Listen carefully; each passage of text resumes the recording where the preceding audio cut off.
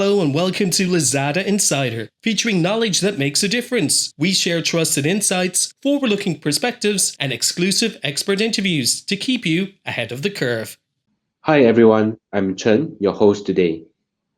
Due to COVID-19, businesses are reimagining ways of building supply chain capabilities. According to a KPMG studies, some 42% of the Singapore CEO in Singapore believe that they have to rethink their global supply chain approach due to COVID-19.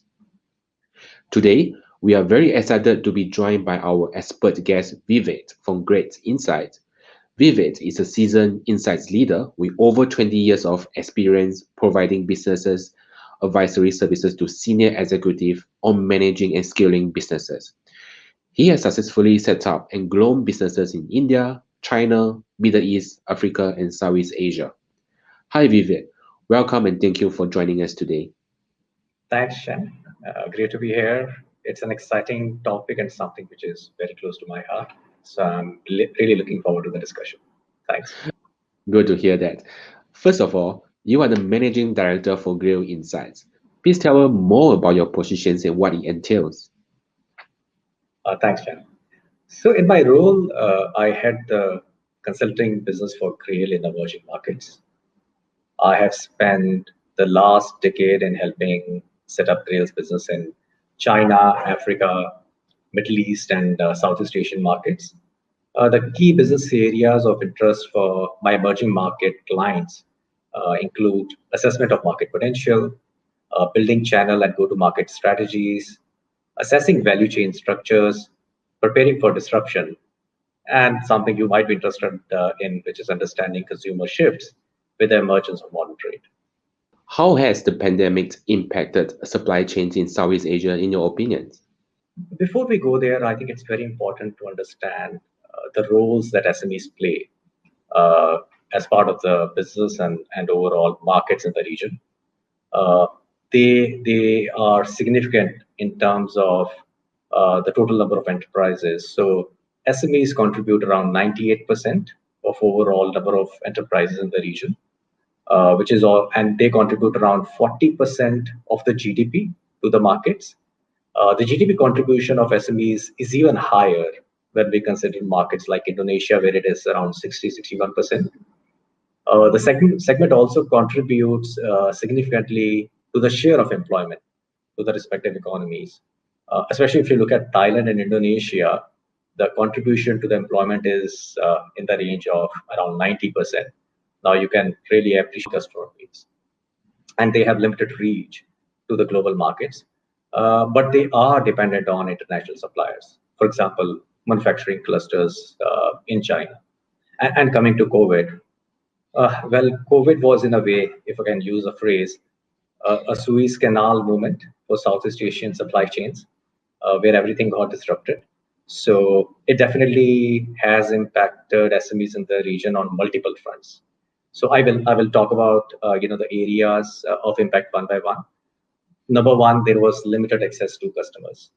So most of the markets in the region, they witnessed stringent lockdowns. In fact, there is a second wave coming, and there is already a talk about another lockdown,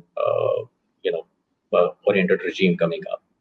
Almost 42% of Asian SMEs, they reported that they were unable to engage with customers due to government lockdowns and or physical distancing measures.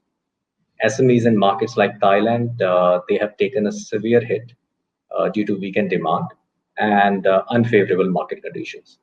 Then there were local supply chain issues. Businesses faced transportation and warehousing challenges due to local restrictions and supply chain disruption. And then there was also dependence on international supply chain challenges. Because of international shipment restrictions, majority of SMEs, they could not get products from the country of origin. The travel restrictions imposed by many countries also caused a massive drop in air freight supply as airlines began suspending flights. It created a huge demand supply gap in some product categories, especially which were dependent on, again, those manufacturing clusters which are based internationally. And last but not the least, financial crunch. We have to really appreciate that SMEs, they operate on limited working capital. A significant number of SME businesses in Southeast Asia, they face the squeeze on their business capital due to reduced liquidity in the market and slow movement within some product categories. Almost one third of SMEs, they have considered facing financial crunch and lack of access to loans and a line of credit. So if you sum it up, I think there was a significant impact on their businesses. I think you probably touched a bit about the bottlenecks. So just now, so what are the bottlenecks and opportunities for supply chains in this region?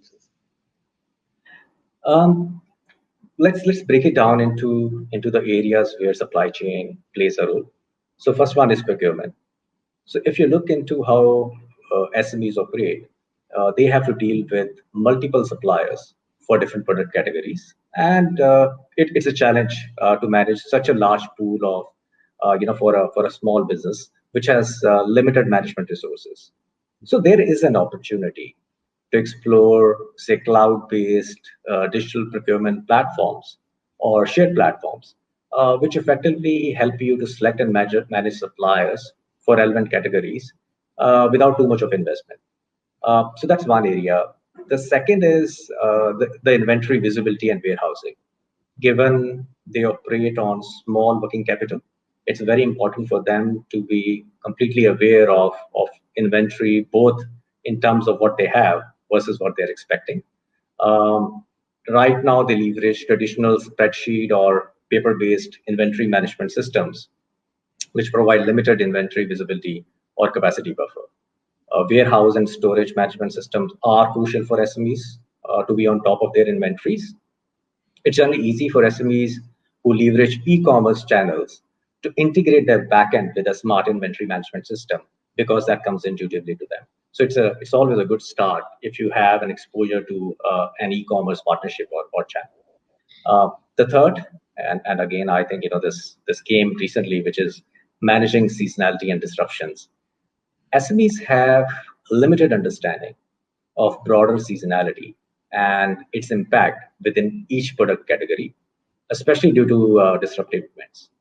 Typically, they focus on fast-moving product segments, as you will appreciate, but it exposes them to the risk of being stuck with obsolete products due to changing consumer dynamics.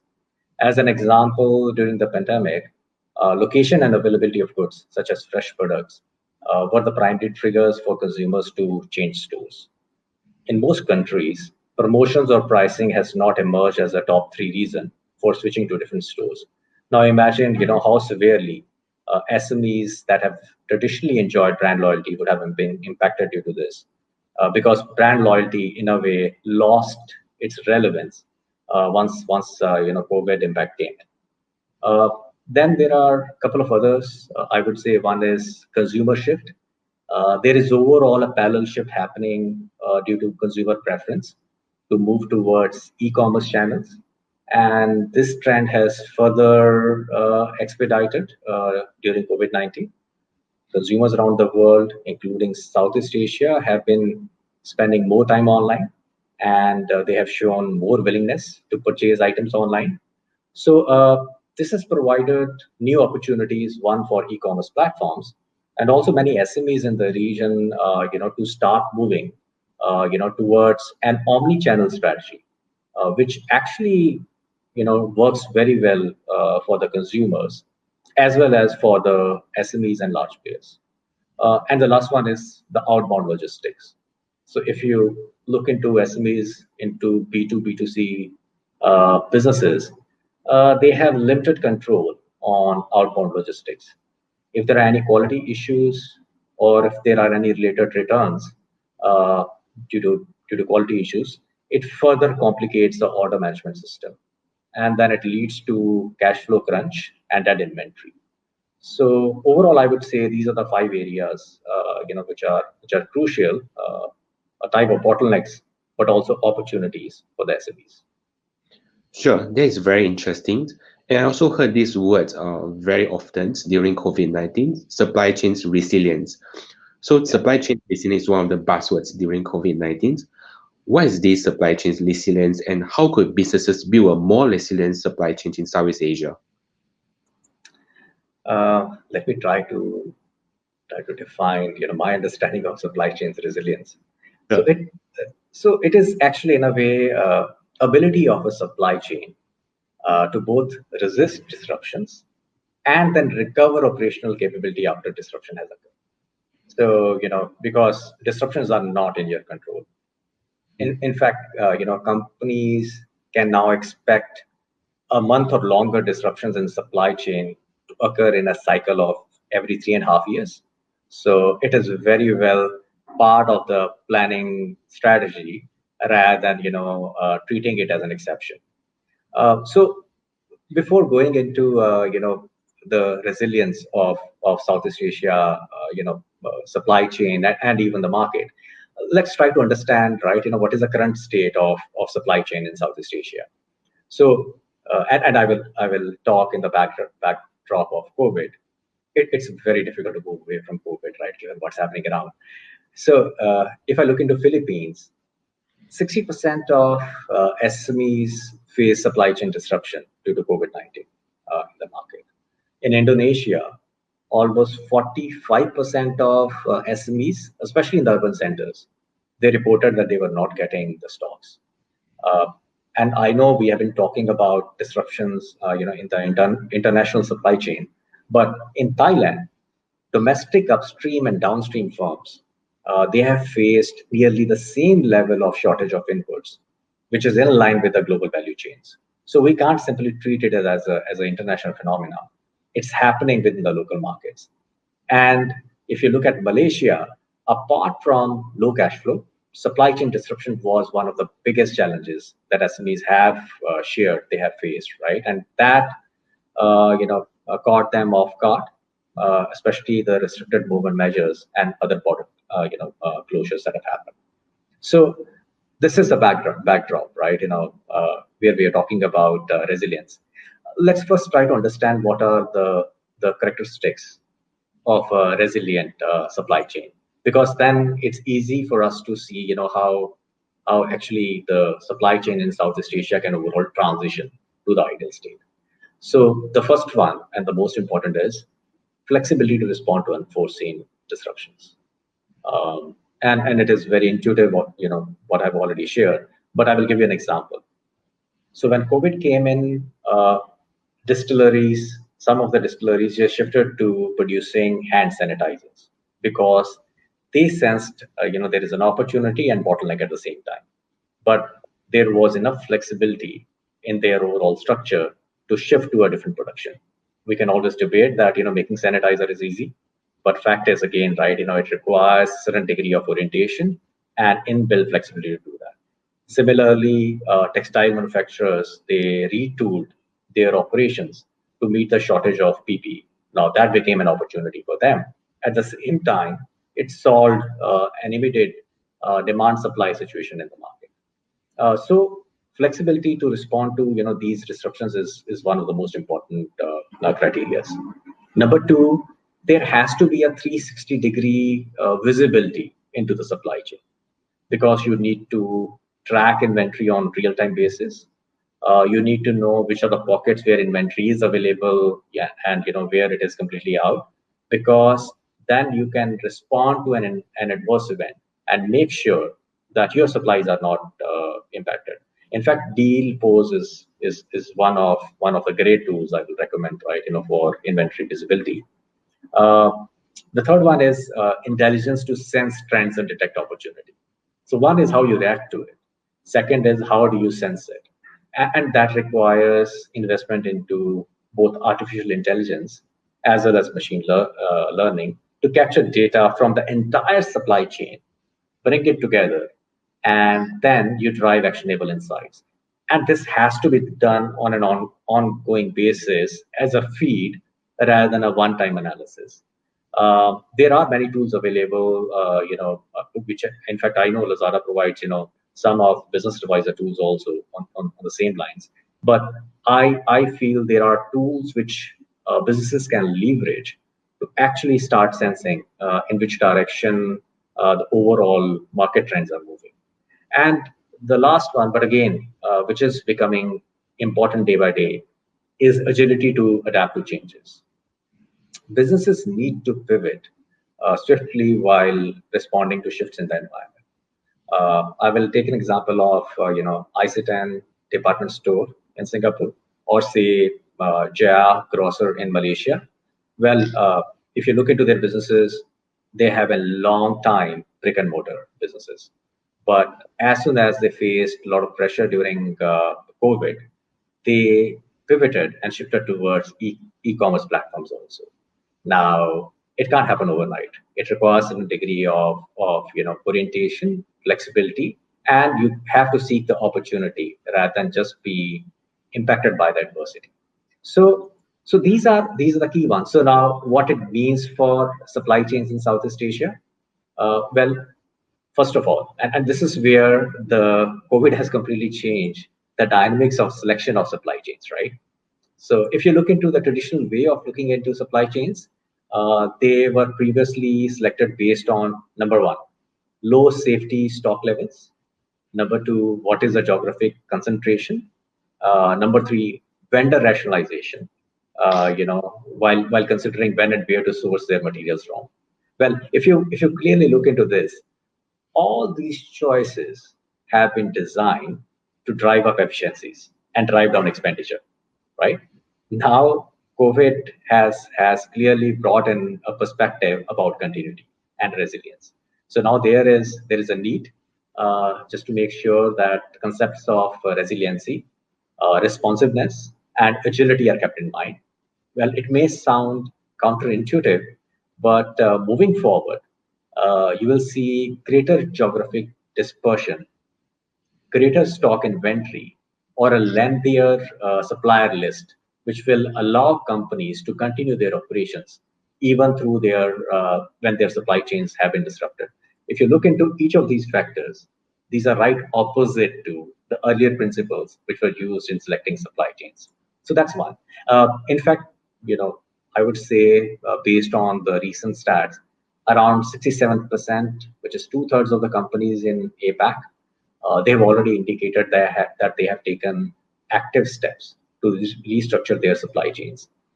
In fact, a number of SMEs, they have started to consider switching from overseas to local suppliers. This ensures that at least, right, you have some control, on the continuity of products and inventory. And, but it still requires SMEs to re-strategize and diversify their supply sources and find local or near market sources to manage uncertainties and disruptions. This can only happen if you have more technology leverage. You need to go on to cloud. You need to have more shared marketplaces instead of each every entity investing into creating their own broader supply chain visibility. You have to have shared tech systems in place. And again, say e-commerce is a good place to get exposed to it. You can create your own spaces overall in the future, but it's very important that at least the segments and clusters, they should start moving in that direction so that they don't wait for the next disruption but are already ready for it. Last but not least, so do you have any advice to the local businesses in Southeast Asia? Despite the ubiquity of SMEs and their significant contribution to employment and GDP, the SMEs in Southeast Asia, they are still lagging in digitalization compared to large firms and companies based in urban areas. The transition to a resilient supply chain that can only be achieved if the SME businesses can join digital ecosystem because that provides them visibility, that gives them assurance, and that actually creates an agility to grab opportunities. So if I have to give advice, I will put it in a threefold framework. One is embrace digitalization. Number two, focus on automation, and especially to automate labor-intensive back office processes. And number three, move towards e-commerce. E-commerce platforms, like I said, they provide a shared digital infrastructure, which helps address traditional supply chain bottlenecks with minimum investment. It also broadens the reach and help modernize the business approach. it is a very good first step towards an informed business transformation and at least getting exposed to how our digital economy works. So I hope that in a way, passes a message. Definitely.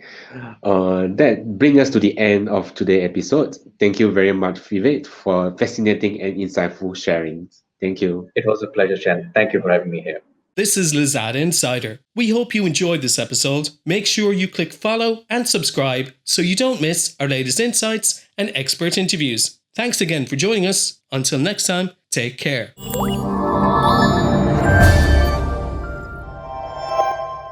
Lazada.